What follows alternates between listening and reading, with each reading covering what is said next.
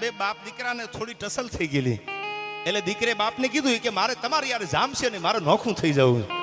એટલે બાપે બહુ સમજાવ્યો કે ઘર હોય ને આ તો આ બધું હાલતું હોય આવડો મોટો સંસાર આ દુનિયા માની જાને એ કે ના મારે નોખું થઈ જવું છે. બહુ મનાવ્યો.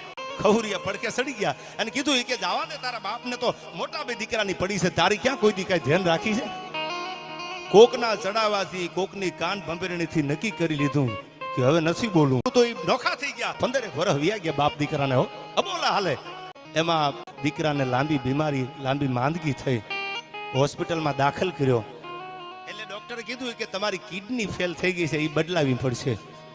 એટલે બહુ મથામણ કરી હગા વાલા સગા સંબંધી સ્નેહીઓ ભેળા બેઠા એ બધાય કોણ આવે. ડોક્ટરે કીધું કે મહિનામાં જો તમે ડિસિઝન લ્યો તો તમારી જિંદગી રે બાકી તમારી જિંદગી નહીં રહે.